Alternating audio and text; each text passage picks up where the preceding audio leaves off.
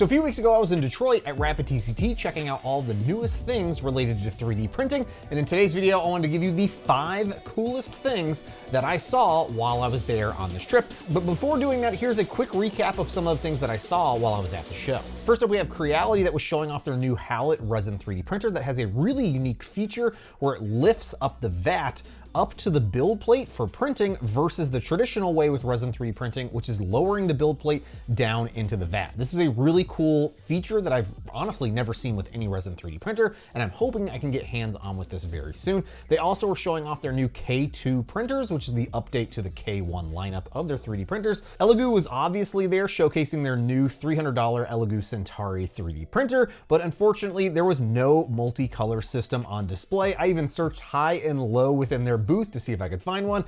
Nowhere to be found. But they did have their brand new Jupiter 2 on display, which it looks like it's going to be coming later this year and has a great number of new features that are coming with it, like a 16K display, a larger build volume, a heated vat, and they're also bringing the quick swapping FEP system to this 3D printer. It also has this new really chonky build plate that I'm really digging. Bambu Lab was also at the show highlighting their new H2D 3D printer and all the extra add-ons that you can do beyond 3D printing, but nothing else unfortunately was new there. This was also my first time talking with the team over at EOS and seeing their advanced 3D printer technology. And I was also chatting up with them about potentially making a 3D printed metal magneto helmet sometime in the near future. Speaking of first times, this is also the first time that I was able to see some of the Mimaki 3D prints. These are the full color UV 3D prints in person, and they are pretty incredible looking, some of the detail and all the different colors that you can get from those printers. FlashForge was also there showing off their new machines. Phrozen was there also showing off their Arco FDM 3D printer, and I really am digging this new resin mixer that they have. FLSUN was there showing off their Delta 3D printers, including their T1 Max. Luke's Labratory was also there showing off a new hot end called the Chub that can really churn through filament extremely fast. Prusa had a massive booth showing off all of their different 3D printers, including the new Core 1. I was really hoping that we might see a new Prusa Mini or maybe even a multicolor setup for the Core 1, but unfortunately nothing yet on that end. LDO was also there showing off their Positron, which I bought last year, and I still have not gotten that thing assembled. I really need to get around to that. They're also showing off their new multicolor system, and they had this crazy prototype that they were showing being able to swap out build plates for your different 3D printers. Now, the first one that I really want to call out as one of the coolest things that I saw was coming from Mingda 3D. That's right, I haven't really talked about or heard anything from Mingda 3D in a while, and they have this lineup of huge IDEX 3D printers. It's the dual print head 3D printers. The 400D is a 400 by 400 by 400 millimeter build volume 3D printer that's fully enclosed, ranges around $4,000. Then they have the 600D, which is 600 by 600 by 600 for a whopping $16,000, and then the 1000D, which is 1000 by 1000 by 1000, which is a staggering $30,000. But these are all fully enclosed and just massive, huge machines, and really cool to see these in person and up close and seeing them, some of the prints that they were able to get out of those. Also, they had a really cool, unique 3D printer that I really haven't seen anyone try to focus on before, which is a 4-color signage 3D printer that has a glossy print bed surface that is allowing you to print. Basically, it's specifically designed for signage, and it has a build volume of 800 by 1200 by 100 millimeters. So it's not going to allow you to print anything super tall, but it allows you really to be zeroed in and focused on printing multicolor signage. I was just really digging some of these huge 3D printers that they're producing, and really excited to see more companies trying to focus in on really large options for enclosed 3D printers. On the filament side of things, there was also this booth called Virtual Foundry that I'm not familiar with that produces metal filaments that can print with basically any desktop 3D printer.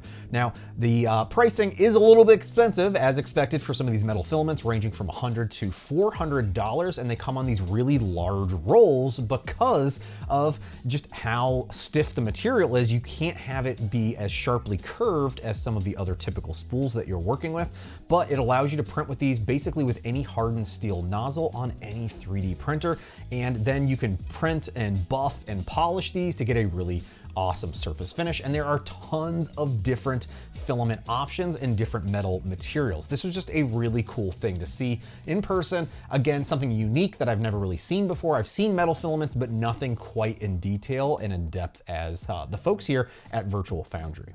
Another really fun one that I wish I got more footage of, and I was planning on coming back to the Eibos booth here, is their Hackintoshed little filament dryer that they've put together here that looks like it was from a Bambu Lab AMS system, but it allows you to individually control the drying temperature settings for each of the slots in the AMS unit. And I believe what they're gonna be planning on doing is building their own variation of this. This was just sort of a prototype that they had produced of this, but it'll allow you to individually set the temperatures, which is great for if you're trying to print with something like the H2D on Bambu Lab with PLA and ABS, or PLA and TPU, or PETG, any sort of mixing and matching of those where you might wanna have a heated option, but you need those individual settings for that particular dryer. So hopefully I will get hands-on with that once they have that available. I'm really looking forward to seeing that in person. It's just something, again, something unique that I have not seen before from any sort of filament dryer that's out there. Now, one of the absolute coolest things that was on display at the show was the Bondtech booth, their new INDX 3D printer tool head system. This is so much smaller and faster than I was expecting from some of their videos. Like, I can't quite describe just how small and tiny and lightweight those print heads are. This was just incredibly impressive to see. I believe they said they're working on releasing this later in the year, sometime in the Q3 or Q4 of this year, and I will definitely be paying very close attention to this because it just looks wildly impressive with how fast it was printing and how lightweight and small those tool heads are, especially something to compare to like what Prusa is producing on the Prusa XL. Now, hands down, the absolute craziest thing that I saw while at Rapid TCT was the RLP booth, which is Rapid Liquid Printing. This is allowing you to print with silicone in what looks like a big, huge vat of hair gel. It's this clear liquid that it's printing within, and it prints incredibly quickly. And basically, once it's finished printing, you can take the print out of this gel material, rinse it off, and you have a fully flexible silicone 3D printed part.